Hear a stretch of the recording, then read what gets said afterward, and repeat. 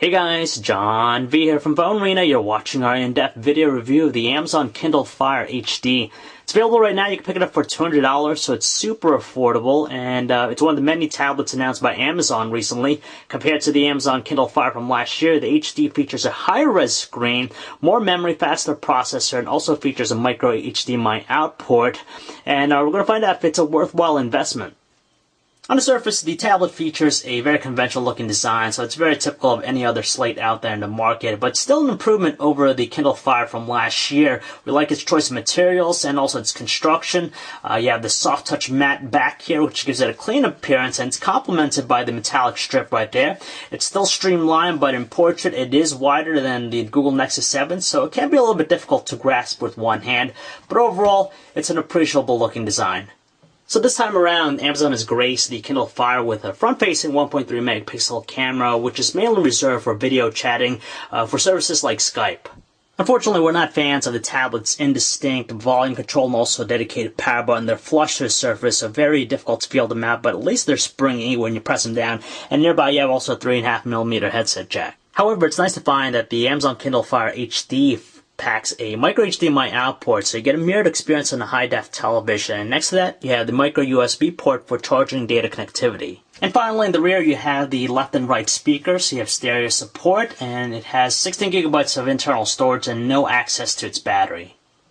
As its name implies, the Amazon Kindle Fire HD features a 7-inch IPS LCD panel with a resolution of WXGA, so that's 1280 by 800 pixels. You do the math, it still produces some nice details, good pixel density.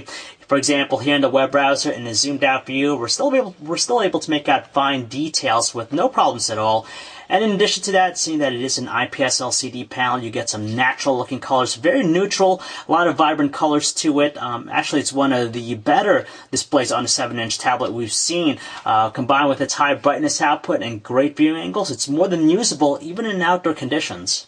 Well, if you use the Amazon Kindle Fire already, the interface here should be very familiar. It's based on Android 4.0 Ice Cream Sandwich, but to tell you the truth, you're not going to recognize that, seeing that it's heavily skinned. Same UI as last time before. Here in the home screen, you have the listing of carousel, the most recently accessed apps, and has this nice carousel to it. So you have that going on, and it's broken down to different categories on top. It's worth noting that there's still no personalization with this guy, so you're really lacking with that compared to some other Android tablets. And in addition, Amazon throws in some advertisements, specifically on the lock screens, give you some advertisements on a variety of different things, whether it be content or actual products. You have that for you. Again, it kind of plays into Amazon's ecosystem, which is definitely their strength, but for the most part, it still pales in comparison to stock Android.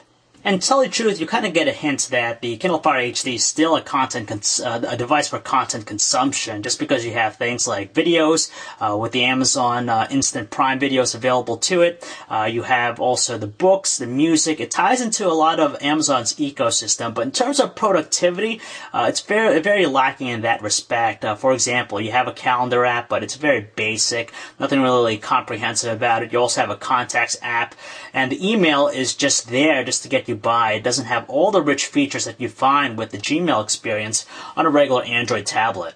Behind the scenes, the Amazon Kindle Fire HD is powered by a 1.2 GHz dual-core TI OMAP 4460 ARM Cortex-A9 processor, and it's coupled with 1 GB of RAM. Sure, it's not a quad-core processor, but honestly, it doesn't really matter just because it's the real-world performance that counts the most here. And honestly, you can tell it's moving very swiftly with this 3D carousel here. Other basic tasks such as opening up applications, pinch zooming, stuff like that, it's very instantaneous. We do notice an occasional, stall every now and then, but it's nothing really detrimental, and overall, it's pretty fast. Relying on the same WebKit-based Silk browser from before, we're very content with the web browsing experience on the Kindle Fire HD. Thanks to its higher resolution display, we're able to make out fine details like the text right there, and on top of that, it's accompanied with some fluid pinch gestures and kinetic scrolling. You might have some issues every now and then with keeping up with the rendering when you're scrolling very quickly, but nevertheless, it's still more than usable and very acceptable. Since it's running the same interface as before, there's no surprise to us that the music player is unchanged. It's very basic with its presentation and features, but it gets the job done. It's more than functional, of course. As for the audio quality from its two speakers, we gotta say we're very impressed. It screams at the loudest volume setting, a lot of vibrancy and substance with its output. It doesn't strain or crackle too, and seeing this is an Amazon device, it'll sync with songs that you purchase with Amazon. Thankfully, Amazon's kind enough this time around to include a dedicated video player as opposed to having to download a third-party one. It's called Personal Video, so it gives you a gallery of videos that are stored on the device.